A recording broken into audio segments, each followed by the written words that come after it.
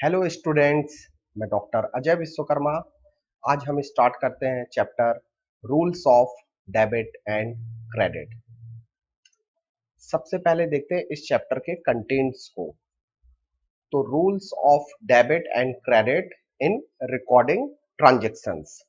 Next जो second है वो है rules of accounting methods. Then अब आते हैं, हम स्टार्ट करते हैं rules of debit and credit. तो डेबिट और क्रेडिट के रूल्स को समझने के पहले हम ये समझ लेते हैं कि अकाउंट्स क्या होता है, क्योंकि जब तक हमको अकाउंट की मीनिंग नहीं पता होगी तब तक हम डेबिट और क्रेडिट के जो रूल्स हैं उनको नहीं समझ पाएंगे। तो सबसे पहले हम समझ लेते हैं कि अकाउंट का मीनिंग क्या होता है, देन उसके बाद डिस्कस करेंगे हम डेबिट और क्रेडिट के रूल्स पर। तो बिजनेस के जो बहुत सारे हेड्स होते हैं, various heads of business transactions, उनके पर्टिकुलर अलग अलग जो हेड्स होते हैं उन हेड्स को ही अकाउंट बोला जाता है। सपोज करें, अगर हमने गुड्स परचेज किया है तो परचेज इज अ अकाउंट। अगर हमने सेल किया है तो सेल इज अ अकाउंट। अगर हमने राम को पे किया हुआ है, मींस राम को अगर हमने पेमेंट किया है तो Ram is a account. And अगर हमको किसी से अमाउंट रिसीव हुआ है, मींस हमारे पास अगर कैश आ रहा है तो कैश इज अ अकाउंट। तो बिजनेस के जितने भी ट्रांजैक्शंस होते हैं उनके जो पर्टिकुलर हेड्स होते हैं उन्हीं को हम अकाउंट बोलते हैं। अब अकाउंट में हमेशा दो साइड होगी। फर्स्ट साइड को हम बोलेंगे डेबिट साइड और सेकंड साइड को हम बोलेंगे क्रेडिट साइड। डेबिट साइड को हम शॉर्ट फॉर्म में हम debit means DR word use करेंगे और क्रेडिट के लिए हम शॉर्ट फॉर्म में सीआर वर्ड यूज करेंगे। ड्यूल एस्पेक्ट प्रिंसिपल को हम डबल एंट्री सिस्टम में फॉलो करते हैं, जिसके कारण जितना अमाउंट हम डेबिट करते हैं उतना ही अमाउंट आपको क्रेडिट करना पड़ता है। तो इसका मीनिंग क्या हुआ कि डेबिट साइड हमेशा इक्वल होगी किसके, क्रेडिट साइड के।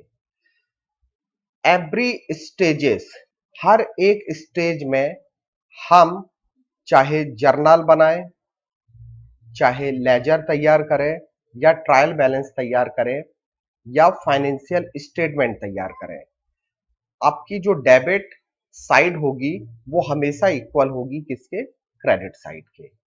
तो हमारा जो फॉर्मूला बनेगा, debit always equal to credit. और सेकंड फॉर्मूला क्या बन सकता है कि assets equal to capital plus liabilities. ये फॉर्मूला हमने अकाउंटिंग इक्वेशन जो चैप्टर है उसमें भी सीखा था। अब अकाउंट का जो फॉर्मेट है, अकाउंट का फॉर्मेट, अब टोटल इसमें 8 कॉलम होंगे, 4 columns in debit side and next 4 columns in credit side. पहले के जो 4 कॉलम है वो डेबिट साइड होंगे, मींस डेट का कॉलम, पर्टिकुलर का कॉलम, जर्नल फोलियो का कॉलम, देन अमाउंट का कॉलम। ये जो 4 कॉलम है, ये फर्स्ट 4 कॉलम जो होंगे ये डेबिट साइड के होंगे और जो नेक्स्ट 4 कॉलम है same date, particulars, journal folio और अमाउंट, जो नेक्स्ट 4 कॉलम है वो क्रेडिट साइड के होंगे। अब अकाउंट का पर्टिकुलर यहां पर नाम आएगा। अगर आपको किसी पर्टिकुलर ट्रांजेक्शन का कोई अकाउंट तैयार करना है, सपोज करें आप परचेज अकाउंट बना रहे हैं, तो परचेज अकाउंट का भी सेम यही फॉर्मूला होगा, बस यहां पर नाम चेंज हो जाएगा। 4 कॉलम्स होंगे डेबिट में और नेक्स्ट जो 4 कॉलम होंगे वो क्रेडिट में होंगे। तो जिस भी ट्रांजेक्शन का आप अकाउंट बनाएंगे आपको हेडिंग में उस अकाउंट का नाम यहां पर लिखना है। अब हमने अकाउंट की मीनिंग समझ ली। अब हम आते हैं rules of debit and credit. तो डेबिट और क्रेडिट के रूल्स को आप समझते हैं।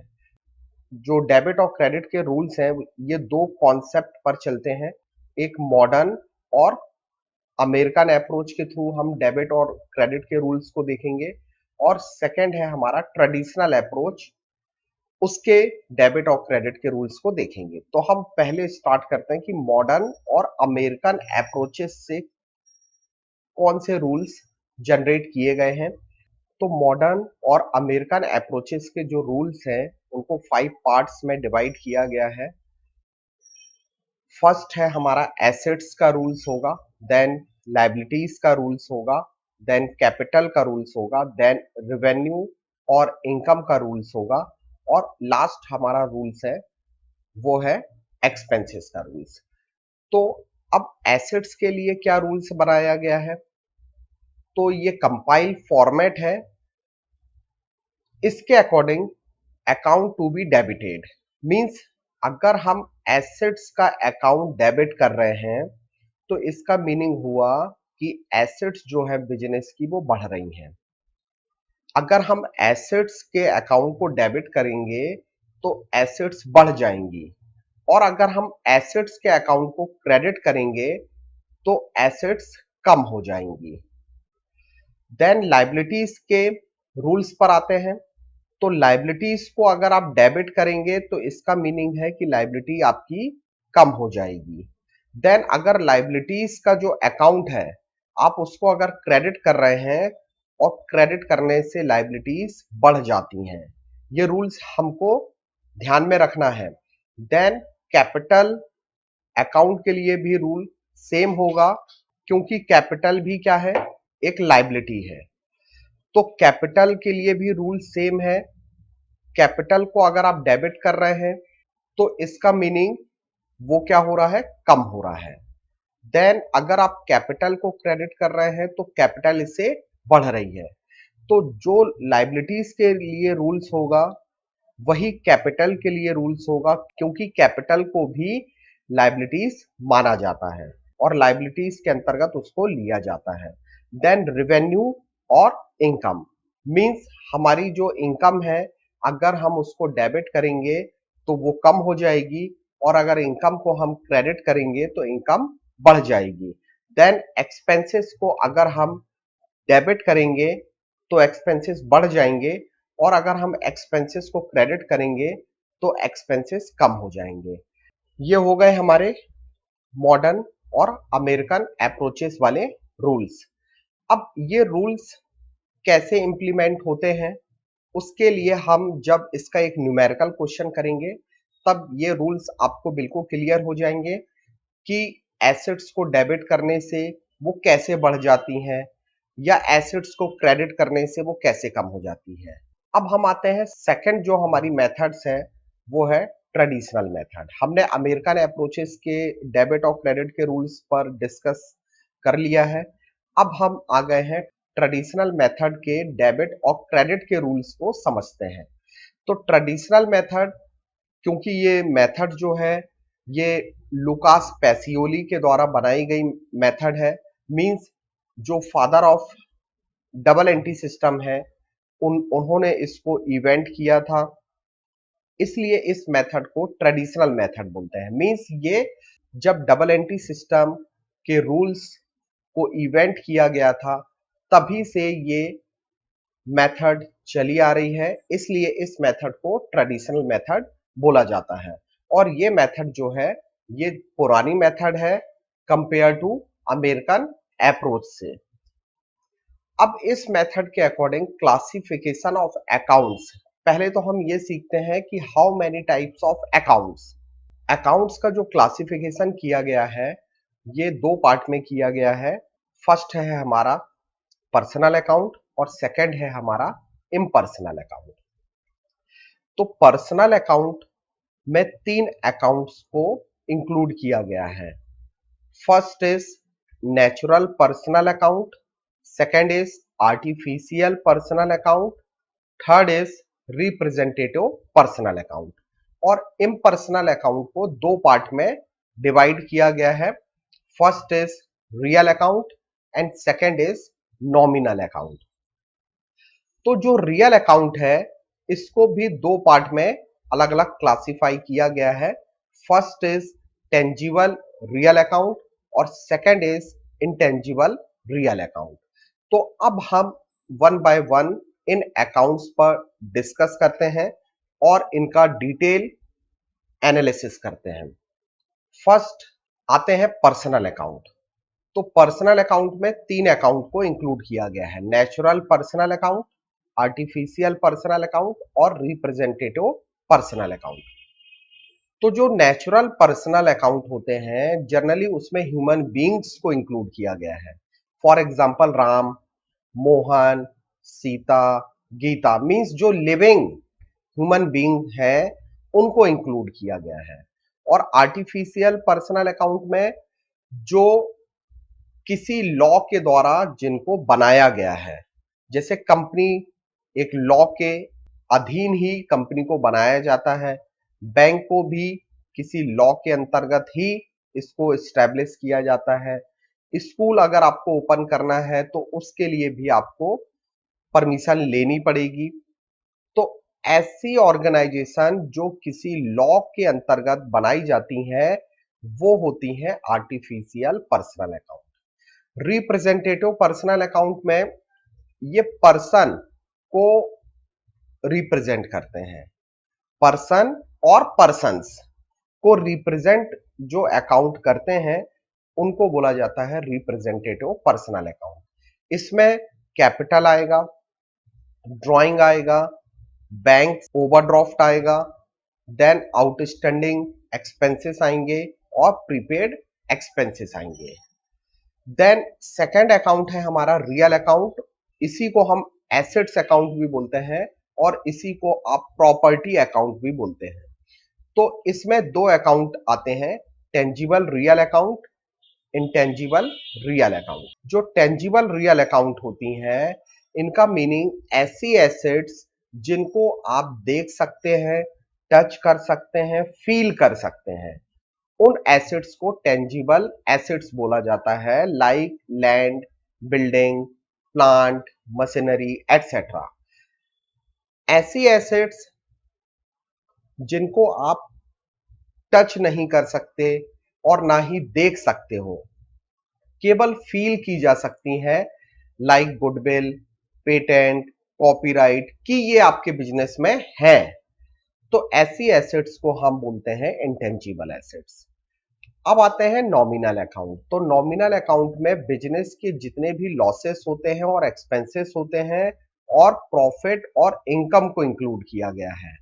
बिजनेस में अगर आप सैलरी पे कर रहे हैं, वेजेस पे कर रहे हैं, रेंट पे कर रहे हैं, तो ये नॉमिनल अकाउंट के पार्ट होंगे। देन अगर आपको कमीशन मिल रहा है, रेंट मिल रहा है, तो ये आप बिजनेस के लिए इनकम होगी, तो इन इनकम को हम नॉमिनल अकाउंट में इंक्लूड करेंगे। तो नॉमिनल अकाउंट में बिजनेस के लॉसेस और एक्सपेंसेस को इंक्लूड किया गया है और प्रॉफिट और इनकम्स को इंक्लूड किया गया है। अब जो हमारा फर्स्ट था पर्सनल अकाउंट, जिसमें तीन अकाउंट आते हैं, नेचुरल पर्सनल अकाउंट जिसमें human being for example Shyam, Shikha, Vikas उनको इंक्लूड किया गया है। आर्टिफिशियल पर्सनल अकाउंट जो इनडायरेक्टली क्या करते हैं, रिप्रेजेंट करते हैं अ पर्सन और पर्सन्स क्रिएटेड बाय लॉ और जिनको किसी लॉ के अंतर्गत बनाया गया हो, like companies, bank, government, clubs, partnership, firm etcetera. Representative personal account, representative personal account जो रिप्रेजेंट करते हैं किसी पर्सन और पर्सन्स का, for example capital account, drawing account, outstanding liability और prepaid account etcetera. Then impersonal account में दो account को इंक्लूड किया गया है, first is real account and second is nominal account.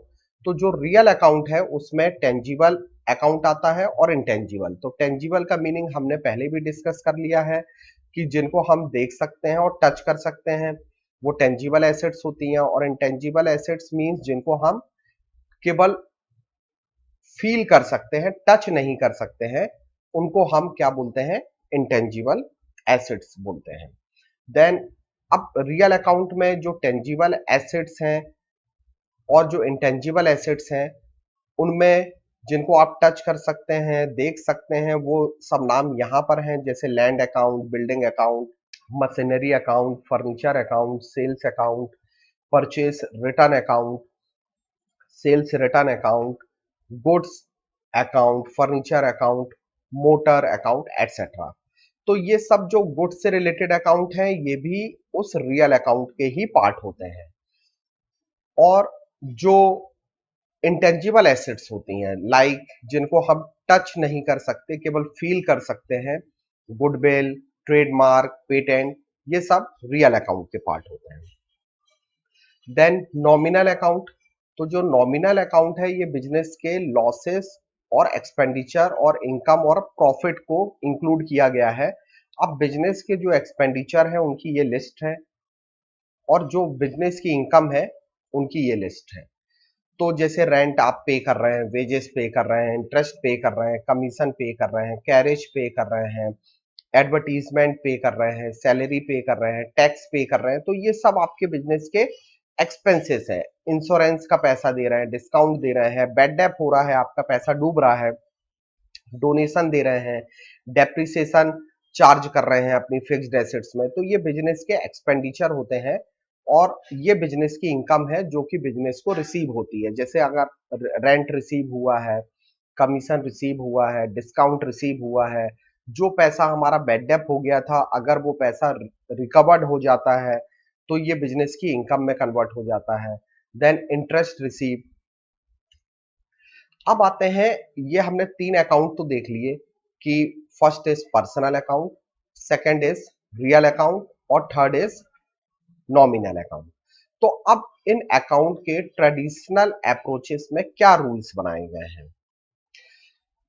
तो रूल्स, फर्स्ट है हमारा पर्सनल अकाउंट। उसके रूल्स पर अब हम डिस्कस करते हैं। तो इसमें जो भी रिसीवर होगा या जो भी हमारा डेटर होगा, उसे हमें डेबिट करना है। और जो भी गिवर होगा या क्रेडिटर होगा, बिजनेस का क्रेडिटर मींस लेने वाला, और डेटर का मीनिंग होता है देने वाला। तो जो बिजनेस में पैसा देता है उसे डेटर बोला जाता है, और यही बिजनेस का रिसीवर होता है। तो इसे हमें डेबिट करना है। और जो बिजनेस का क्रेडिटर होगा मींस जो गिवर होगा, जो लेने वाला होगा, जो देने वाला होगा, उसे हमें क्रेडिट करना है। तो सिंपल वे में हम ये समझ लें कि जो रिसीवर है उसे डेबिट करना है, और जो गिवर है उसे क्रेडिट करना है। ये हमारा रूल्स है। किस अकाउंट का? पर्सनल अकाउंट का, कि जो भी बिजनेस का रिसीवर होगा उसे डेबिट करना है हमें, और जो भी गिवर होगा उसे हम क्रेडिट करना है। अब एक एग्जांपल के थ्रू समझते हैं कि कौन रिसीवर होता है और कौन गिवर होता है। जैसे कैश पेड टू आर्यन, आपने आर्यन को कैश पे किया है, तो रिसीवर कौन हो गया? आर्यन। तो आर्यन को हम क्या कर देंगे? डेबिट कर देंगे, क्योंकि हमारा रूल्स है कि रिसीवर जो भी होगा उसे हमें डेबिट करना है। तो इस ट्रांजेक्शन में आर्यन क्या कर रहा है? हमारे पैसे को रिसीव कर रहा है, तो वो रिसीवर हो गया जिसे हम डेबिट कर देंगे। और सेकंड एग्जांपल में हम ये देखते हैं कि goods purchase from Ramesh. Ramesh से आपने गुड्स परचेज किया है। अब गुड्स परचेज किया है तो यहां पर गिवर कौन है? किसने हमको गुड्स दिया है? मींस किससे हमने गुड्स खरीदा है। तो जिससे आपने खरीदा है गुड्स तो आपके पास आएगा, मींस परचेस आपके पास आएगा, लेकिन कहां से आएगा? रमेश के पास से आएगा। तो रमेश आपको क्या कर रहा है? दे रहा है, यही गुड्स दे रहा है, वही गुड्स की सप्लाई कर रहा है। मींस यही हमारे बिजनेस का क्या है? गिवर है, मींस क्रेडिटर है। आज नहीं तो कल हमें इसे पैसा पे करना पड़ेगा, तो ये बिजनेस का क्रेडिटर हुआ, और यही गिवर हुआ। तो इसे हमें क्या करना है? जो भी बिजनेस का क्रेडिटर होगा या जो गिवर होगा उसे हमें क्रेडिट करना है, तो हम इसको क्रेडिट कर देंगे। तो ये रूल्स हो गए हमारे पर्सनल अकाउंट के। अब आते हैं हम इम्पर्सनल अकाउंट, जिसमें 2 अकाउंट को इंक्लूड किया जाता है। फर्स्ट इज रियल अकाउंट और सेकंड इज नॉमिनल अकाउंट। तो रियल अकाउंट का रूल्स देखते हैं कि व्हाट कम्स इन, जो भी कुछ बिजनेस में आएगा उसे डेबिट करना है, और जो भी कुछ बिजनेस से जाएगा उसे हमें क्रेडिट करना है।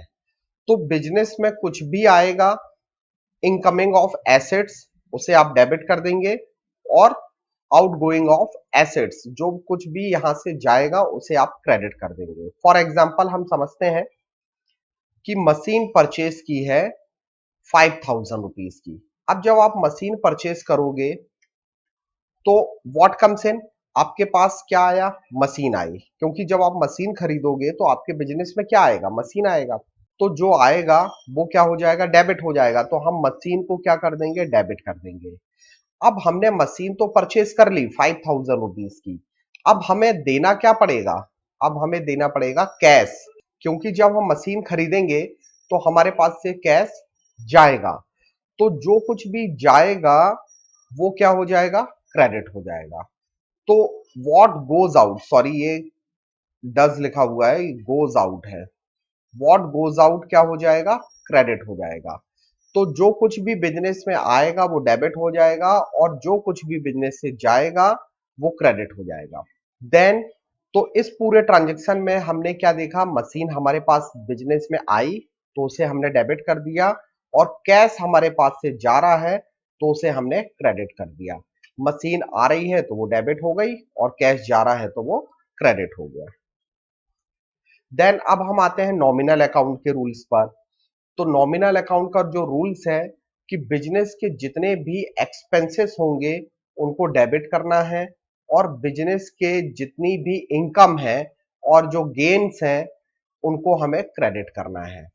तो एक्सपेंसेस और लॉसेस को हमें डेबिट करना है, और इनकम और जो गेन है मींस प्रॉफिट है बिजनेस के लिए उसे हमें क्रेडिट करना है। तो लॉसेस और एक्सपेंसेस को आप डेबिट करेंगे, इनकम और प्रॉफिट को आप क्रेडिट करेंगे। अब एक एग्जांपल के थ्रू समझते हैं कि आपने जैसे अपनी दुकान का रेंट पे किया है।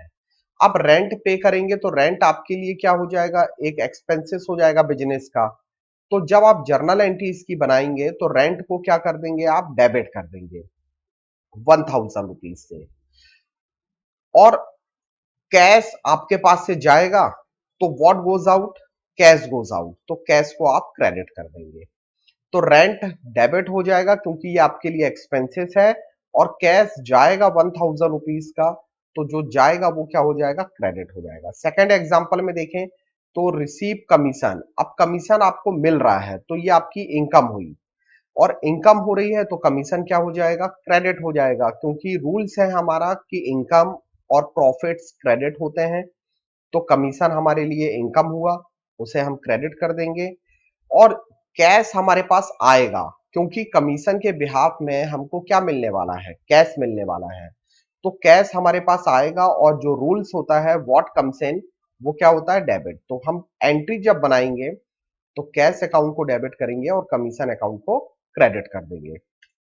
अब हम इसका तीनों अकाउंट के जो रूल्स को एक कंपाइल फॉर्मेट में देखते हैं कि पर्सनल अकाउंट का रूल क्या है, receiver the debit, giver the credit. Real account का रूल्स क्या है, what comes in debit and what goes out credit. जो कुछ भी आएगा उसे डेबिट करना है, और जो कुछ भी जाएगा उसे क्रेडिट करना है। रिसीवर को डेबिट करना है, गिवर को क्रेडिट करना है। और नॉमिनल अकाउंट का रूल्स है कि जितने भी एक्सपेंसेस और लॉसेस हैं इनको डेबिट करना है, और जितनी भी इनकम और प्रॉफिट है उसे क्रेडिट करना है। अब हम आते हैं बिजनेस ट्रांजैक्शन पर, और समझते हैं एक प्रैक्टिकल प्रॉब्लम से कि कैसे ये रूल्स फॉलो किए जाते हैं, अमेरिकन अप्रोचेस वाले रूल्स, और हमारे जो ट्रेडिशनल रूल्स हैं उनको कैसे इन बिजनेस ट्रांजैक्शन में इंप्लीमेंट किया जाता है। तो उस एग्जांपल के थ्रू हम देखने वाले हैं। जैसे फर्स्ट ट्रांजैक्शन है, Dinesh started business with cash. Dinesh ने एक बिजनेस स्टार्ट किया है 5,000 रुपीज कैश लगाकर। बोरोड फ्रॉम नरेश, उसने 1,000 रुपीज नरेश से उधार ले लिए हैं। Purchase furniture for rupees 2,000 in cash, अब उसने फर्नीचर कैश में परचेज किया है। फिर अगेन उसने फर्नीचर परचेज किया है फ्रॉम दिल्ली सेफ। अब ये उधार है, क्यों, क्योंकि यहां कहीं पर कैश वर्ड नहीं यूज किया है और नाम दिया हुआ है, तो ये ट्रांजेक्शन बिजनेस का उधार वाला ट्रांजेक्शन हो गया। यहाँ तो फर्नीचर हमने परचेज किया था और उसके बिहाफ में हमने कैश दे दिया, तो ये तो कैश ट्रांजेक्शन हुआ। लेकिन ये दिल्ली सेफ से आपने फर्नीचर परचेज किया है और कहीं मेंशन नहीं है कि ये कैश है और क्रेडिट है, तो नाम दिया है इसलिए ये क्रेडिट ट्रांजेक्शन होगा। Then purchase goods for cash, आपने गुड्स खरीदा है कैश में, फिर परचेज गुड्स फ्रॉम महेश, फिर वही ट्रांजेक्शन आ गया कि अब यहाँ कैश नहीं है, महेश नाम दिया है, तो ये ट्रांजेक्शन क्या हो जाएगा, क्रेडिट हो जाएगा। Then sold goods for cash to Karim, और फिर sold goods to Shyam on credit, यहाँ उधार है यहाँ कैश है, फिर कैश रिसीव फ्रॉम श्याम, और फिर लास्ट है हमारा कैश पेड टू महेश। अब इस ट्रांजेक्शन को सॉल्व करते हैं। फर्स्ट हमारा जो ट्रांजेक्शन था कि दिनेश ने 5,000 रुपीज से बिजनेस स्टार्ट किया था। तो जब बिजनेस स्टार्ट किया जाता है तो कैश और कैपिटल, क्योंकि कैश बिजनेस में आ रहा है, और who is giver, owner, owner means Dinesh, Dinesh अपना पर्सनल जो कैश था वो बिजनेस में इन्वेस्टमेंट कर रहा है उसका, तो उसने 5,000 रुपीज इन्वेस्ट किए हैं, तो वो दिनेश की कैपिटल हुई। और कैश बिजनेस में आया है, यही कन्वर्ट होकर जो उसका पर्सनल कैश था मींस जो कैपिटल थी वो कन्वर्ट होकर बिजनेस में कैश फॉर्म में आ चुकी है। तो हम डबल एंट्री सिस्टम के रूल्स को फॉलो करते हैं, तो हर एक बिजनेस ट्रांजेक्शन के थ्रू दो जगह इफेक्ट पड़ता है। जैसे कि इस एंट्री से एक तो कैश पर इफेक्ट पड़ रहा है और दूसरा कैपिटल पर इफेक्ट पड़ रहा है। तो कैश बिजनेस में आ रहा है मींस जो हमारी एसेट्स है वो क्या हो रही है, बढ़ रही है।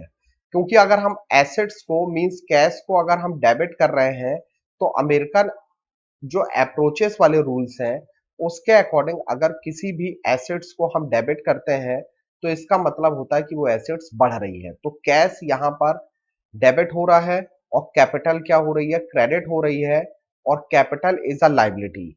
और अगर कोई लाइबिलिटी है ना क्रेडिट होती है, तो ये इसका मीनिंग है कि वो लाइबिलिटी भी बढ़ रही है। अगर आप एसेट्स को डेबिट कर रहे हैं तो उसका मीनिंग कि वो एसेट्स बढ़ रही है, और अगर आप कैपिटल को क्रेडिट कर रहे हैं तो इसका मीनिंग कि कैपिटल भी बढ़ रही है। तो जितना अमाउंट आप कैश में डेबिट कर रहे हैं सेम अमाउंट से कैपिटल भी क्रेडिट होगी।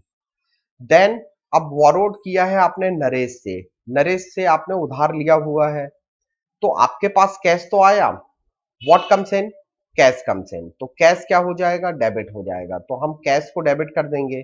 अब आपने नरेश से उधार लिया हुआ है, उधार लेंगे तो आपकी लाइबिलिटी बन जाएगी, आज नहीं तो कल आपको ये 1,000 रुपीज नरेश को लौटाना ही पड़ेगा, इसलिए ये एक लोन है आपके ऊपर कि आपने नरेश से लोन लिया हुआ है, ये आपकी एक लाइबिलिटी है, और लाइबिलिटी को आप क्या कर रहे हैं, क्रेडिट कर रहे हैं। तो लाइबिलिटी को अगर हम क्रेडिट करते हैं तो इसका मीनिंग है कि लाइबिलिटी बढ़ जाती है।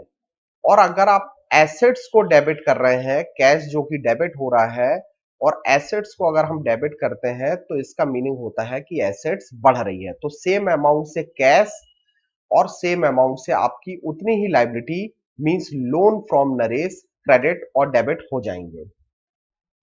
Then purchase furniture for cash, अब आपने फर्नीचर परचेज किया है, फर्नीचर परचेज करेंगे तो फर्नीचर आएगा हमारे पास, और हमारे पास रूल्स है कि what comes in, debit, furniture आ रहा है और जो आएगा वो डेबिट हो जाएगा। अगेन आपने एक एसेट्स को डेबिट कर दिया है, और जब हम एसेट्स को डेबिट करते हैं तो इसका मीनिंग है कि एसेट्स बढ़ती है। लेकिन जब हम फर्नीचर को परचेज करेंगे तो कैश हमारे पास से क्या होगा, जाएगा, मींस एक एसेट्स जा रही है मींस कैश जा रहा है, तो ये क्या हो रहा है, क्रेडिट हो रहा है, क्योंकि व्हाट गोज आउट क्या होता है, क्रेडिट हो रहा है, और एक एसेट्स कम हो रही है। और जब कोई एसेट्स कम होती है मींस जब आप किसी एसेट्स को क्रेडिट करते हो तो क्रेडिट करने का मीनिंग एसेट्स का कम होना है, और जब एसेट्स कम होती है तो बिजनेस का एक लॉस माना जाता है। तो इतनी ही अमाउंट से हमें क्या करना है, फर्नीचर को डेबिट करना है, और उतनी ही अमाउंट से आपके बिजनेस का जो कैश जाएगा उसको क्रेडिट करना है। नेक्स्ट है हमारा purchase furniture from Delhi safe, ये हमने फर्नीचर परचेज किया है, तो फर्नीचर हमारे पास आएगा। और व्हाट कम्स इन क्या होता है, डेबिट। तो फर्नीचर अकाउंट क्या हो जाएगा, डेबिट हो जाएगा।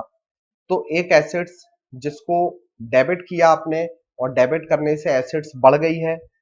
हमेशा याद रखना, एसेट्स को अगर आप डेबिट कर रहे हैं तो डेबिट करने से एसेट्स बढ़ जाती है, और एसेट्स बढ़ती है तो बिजनेस का फायदा होता है। लेकिन आपने ये उधार खरीदा हुआ है, मींस आज नहीं तो कल आपको दहली सेफ वाले को पेमेंट करना पड़ेगा। तो दहली सेफ क्या है, आपके लिए एक लायबिलिटी है। और लायबिलिटी को अगर आप क्रेडिट कर रहे हैं तो इसका मीनिंग भी होता है कि लायबिलिटी आपकी बढ़ रही है।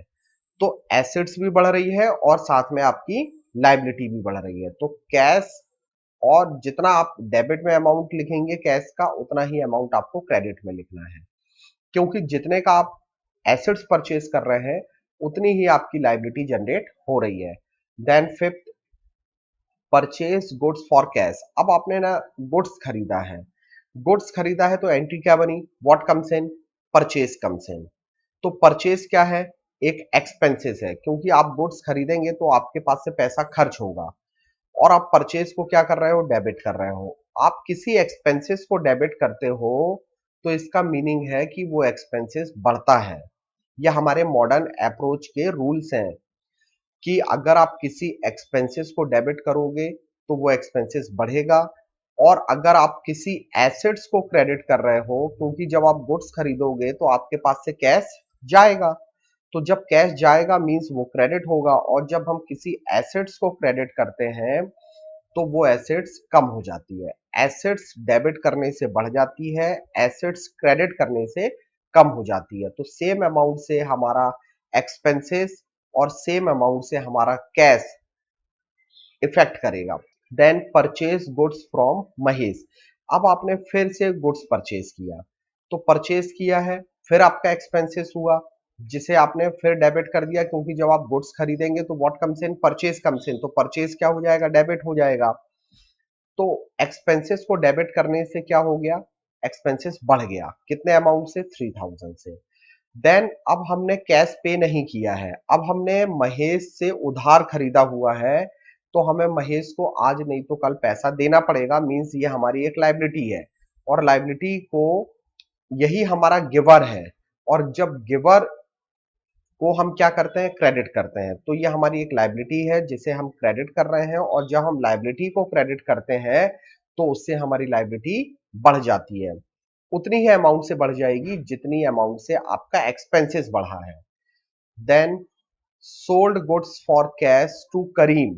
अब आपने करीम को सेल किया है कैश में, तो आपके पास कैश आएगा, और व्हाट कम्स इन क्या होता है, डेबिट।